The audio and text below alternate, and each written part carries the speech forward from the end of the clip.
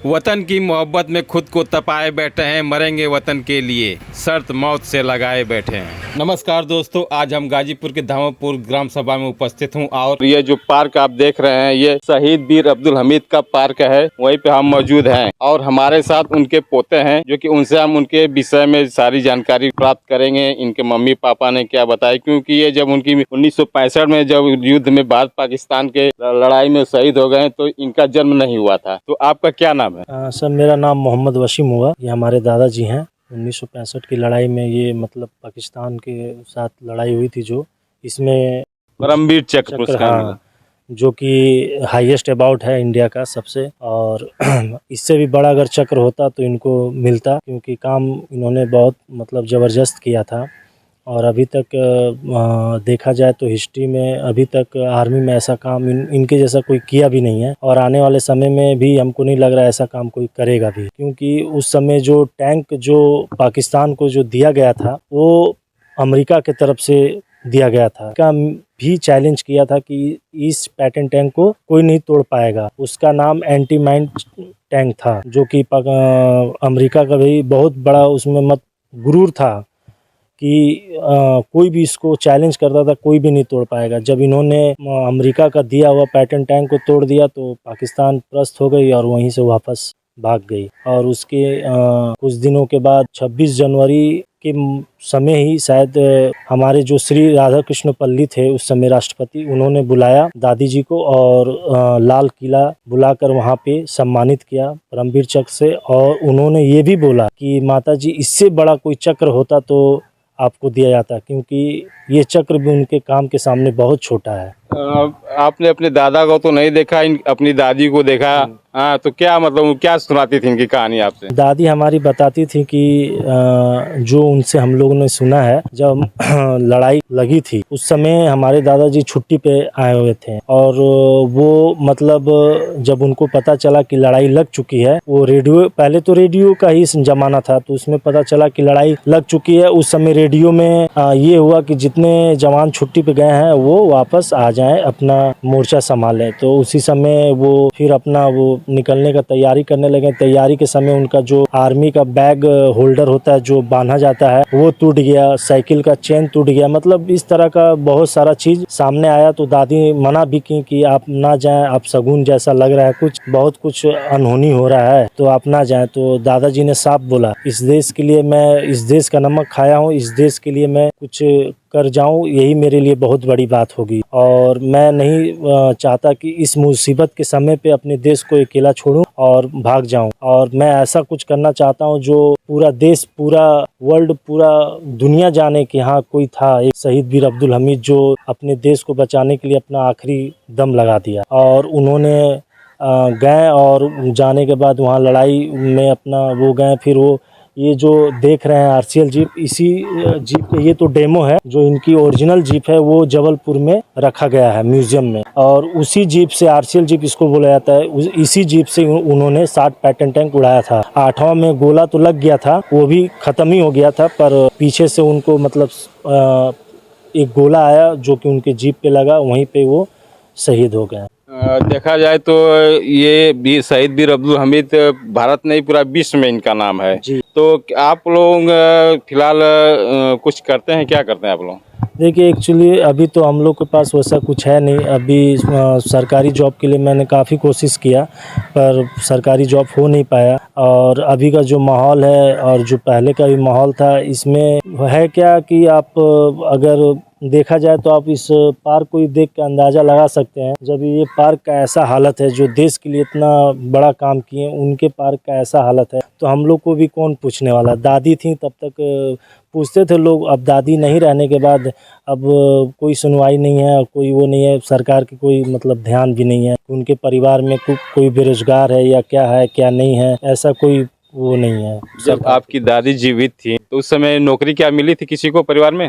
परिवार में जब दादी हमारी थी तो एक दो तीन लोग को मिली हैं, जो हमारे भाई लोग हैं, चाचा के लड़के लोग हैं या चाहे बड़े पापा के, उन लोगों के एक एक लड़कों को मिला है नौकरी। बाकी और लोग जो हम लोग घर में काफ़ी लोग 5-6 लोग भाई जो हैं, हम लोग अभी बेरोजगार हैं, जो इधर से उधर दर बदर ठोकर खा रहे हैं। और हम लोग भी चाहते हैं कि सरकार हम लोग की भी सुने, जबकि बहुत सारा काम इतना है, वैकेंसी इतना है, चाहे तो कहीं भी हम लोग को भी एडजस्ट कर सकती। पढ़े लिखे हम लोग बस घूम ही रहे हैं बेकार में। अपने दादाजी का जो रुतबा देखकर आप लोगों के मन में जोश आता होगा कि मैं भी आर्मी में हो जाऊं। मैं भी गया था, आर्मी में गया था, मैं भी गया था वहाँ पे, तो ट्राई मैं भी गया, ऐसा नहीं। तो उस समय जब मैं गया था अपने पापा के साथ, क्योंकि पापा भी 4 ग्रेनेडियर सेम इन्हीं के रेजिमेंट में थे, जिसमें दादाजी हमारे 4 ग्रेनेडियर्स में थे। आपके पापा जी? हाँ, हमारे पापा जी भी सेम रेजिमेंट में 4 ग्रेनेडियर्स में ही थे, जीडीआर के रैंक पे।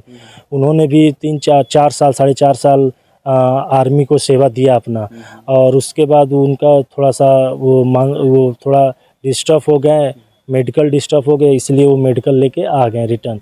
और उन्होंने ही हमको लेकर जबलपुर गए थे, तो वो उनके साथ मैं गया था। तो उस समय वहाँ जो थे अधिकारी बड़े औहदा के, उन्होंने बोला कि अभी तो कोई वैकेंसी नहीं। तो हमारे पापा बोले कि एक शहीद फैमिली के लिए आप वैकेंसी की ज़रूरत नहीं पड़ती है सर, आप चाहें तो खुद ही कर सकते हैं, स्पेशल वैकेंसी के तौर पे कर सकते हैं, लेकिन अगर ये आपकी मानसिकता के ऊपर है। पर उन्होंने सुना नहीं, तो हम लोगों ने वापस चले आए। आपके दादाजी कहाँ तक पढ़े थे? हमारे दादाजी का पढ़ाई तो हमको भी नहीं पता है, जो हकीकत है। अब हमको तो पता नहीं, होंगे शायद 4-5 क्लास। पहले तो इतनी पढ़ाई होती नहीं थी, पहले तो एक्चुअली में थोड़ा बहुत ही पढ़ के लोग, जैसे हमारे पापा ही 8वीं क्लास पढ़े थे, लेकिन सर्विस भी आर्मी भी आर्मी में भी थे। आर्मी से आने के बाद कोल इंडिया भी ज्वाइन किए, वहाँ से रिटायर हुए। तो अब इनके बारे में तो हम ये नहीं बता पाएंगे कितना पढ़े थे। अच्छा, अपने दादाजी के बारे में बचपन की कहानियाँ सुनी होंगी, क्या उनका बचपन कैसा था?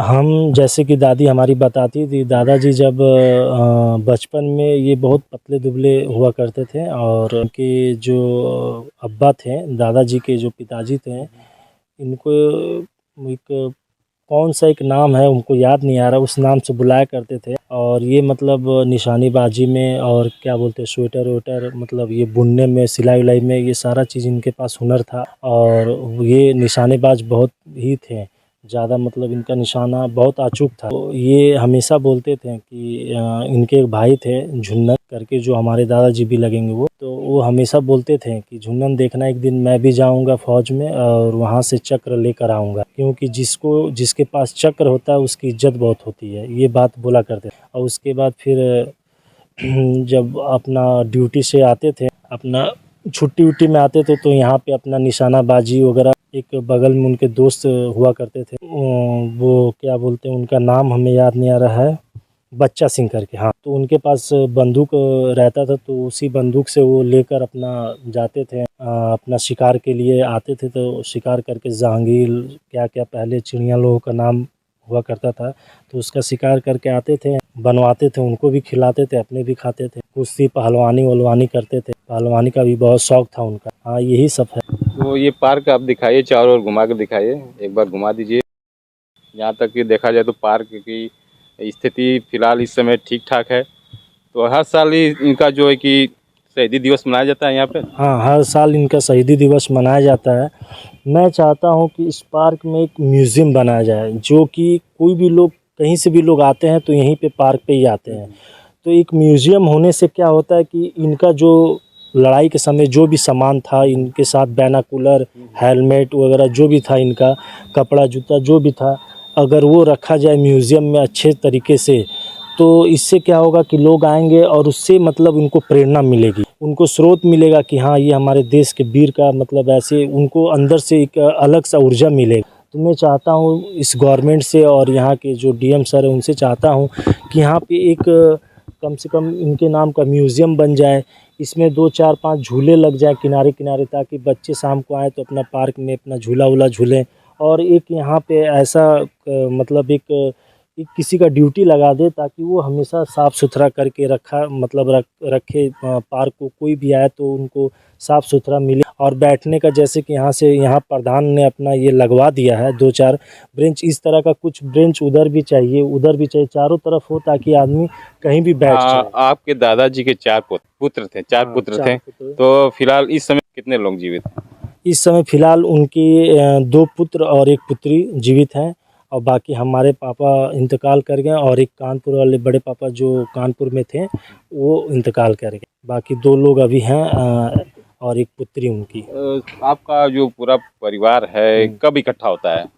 हम लोगों का पूरा परिवार इकट्ठा फेस्टिवल में ही होता है। जब हम लोग का ईद बकरीद होता है तभी लोग सब हम लोग इकट्ठा हो पाते हैं। शहीदी दिवस मनाया जाता है। हाँ, तभी हो पाते हैं हम लोग। शहीदी दिवस जब 10 सितंबर को मनाया जाता है तभी सभी लोग इकट्ठे हो पाते हैं। आपके होश में अब तक कितने बड़े बड़े नेता या और लोग यहाँ पर आ चुके हैं? हमारे होश में देखिए सपा के शिवपाल यादव आ चुके हैं, जो हमारे थल सेना थे बिपिन रावत जी वो आ चुके हैं। ये पंजाब के जो मुख्यमंत्री थे भुट्टा साहब वो आ चुके हैं और बहुत सारे अनगिनत अधिकारी आ चुके हैं। और जो सबसे पहले जो डीएम थे शुक्ला साहब उन्हीं के। जब आपकी दादी जीवित थी तो उनको धनराशि सहायता रूप में प्रदान की जाती थी? धनराशि थोड़ा बहुत मिलता था, ऐसा मैं नहीं कहूँगा कि नहीं मिलता था। आपकी दादी चाहती तो सबको घर में नौकरी दिला सकती थी। दादी तो एक्चुअली में लेके जाती ही थी, ऐसी बात नहीं है। दादी हमारी लेके जाती थी लेकिन कुछ अधिकारी कुछ नेता लोग टाल भी देते थे और जब प्रेशर बनता था तो भाई कहीं ना कहीं 1-2 लोगों को नौकरी मिला है, वो दादी की वजह से ही मिला है। बाकी हम लोग भी गए तो सुने नहीं लोग, तो हम लोग भी ज़्यादा कुछ किए नहीं।